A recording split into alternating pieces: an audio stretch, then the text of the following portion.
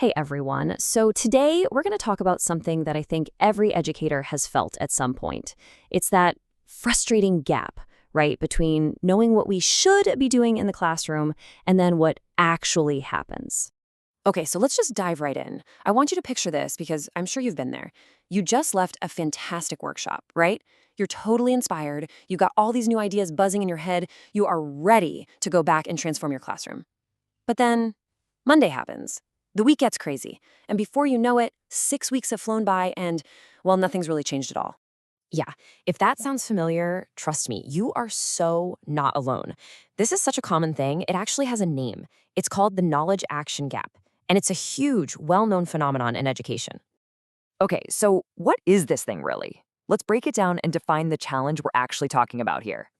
The fancy term for this is the paradox of praxis. Now, let's not get intimidated by the name. Praxis is just a word that means action or practice. And a paradox, well, that's a contradiction. So put them together. The paradox of praxis is just that feeling when our actions don't line up with what we know or believe we should be doing. So you might be asking, why does this even happen? I mean, we have good intentions, right? And it's almost never about a lack of will. The truth is, there are some really powerful barriers that get in the way. Things like, a genuine fear of change, or maybe not feeling confident enough to try something new. And then there's just the sheer gravity of old habits. They're hard to break. Or maybe the training itself wasn't practical. Or, and this is a big one, there was zero follow-up support to help you out when you hit a snag. And this leads us to a really crucial point. This quote just nails it. Real change in education, it doesn't happen when we learn something new. It happens when we do something new. It's all about that shift from just passively taking in information to actively putting it into practice. That's the whole game. So how do we get there? How do we move from theory into that action, into praxis? Well, a great place to start is with the ideas of the legendary educator Paulo Freire. He gave us a really powerful framework for thinking about what true learning actually looks like. Freire basically laid out two competing ideas. On the one hand, you've got what he called the banking model. You can probably guess what that is, right? The teacher just deposits facts into the students' heads. Super passive. But on the other side, you have true praxis. And this is where it gets exciting. It's a powerful cycle. You reflect, and then you act. Reflection plus action. In this model, the student isn't a passive container. They're an active participant, using what they learn to actually understand and even change the world around them. And that is the goal. Okay, but here's a really important warning. We have to be careful, because without that genuine praxis, we can fall into a trap called cult pedagogy. Now, this has nothing to do with actual cults. It's about going through the motions, performing the rituals of a progressive classroom, like, say, having everyone sit in a circle, but without any of the real substance behind it. I mean, what's the point of sitting in a circle if you're not actually having a real democratic dialogue? It's just an empty gesture. To get a really powerful image of what this futility feels like, check this out. It's a piece of performance art from back in 1997. An artist, Francis Alias, did something pretty wild. He spent 9 hours pushing a giant block of ice through Mexico City, just pushing it along until the whole thing melted into nothing. I know, it sounds completely absurd, doesn't it? Like, why? What could possibly be the point of all that backbreaking work? Well, his goal was to create a metaphor for exactly what we're talking about. Maximum effort for minimum result. And wow, is that a perfect illustration of the paradox of praxis or what?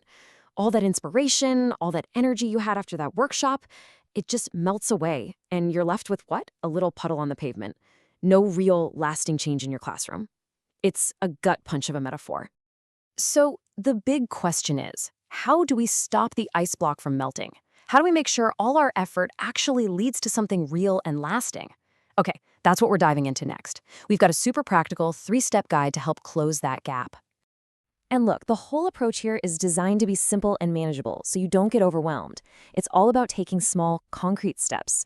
First, you're going to audit your materials. Second, you establish your classroom norms. And third, you pilot one small, brave unit. That's it, 3 steps.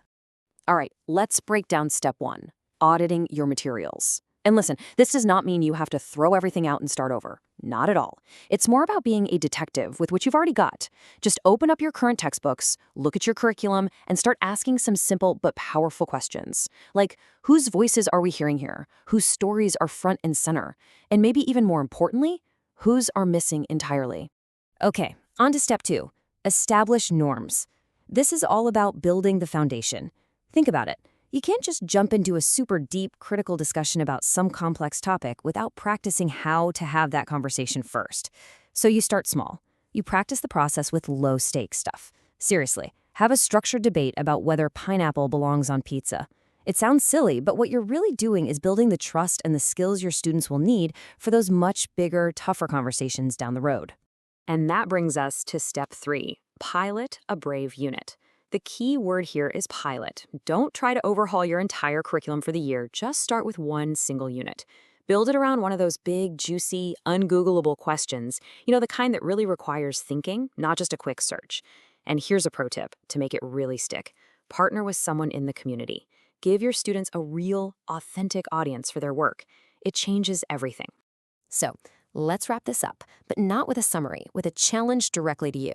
Because the point isn't just to understand the paradox of praxis, it's to actually beat it. So we want you to think, right now, about your own classroom, your own curriculum.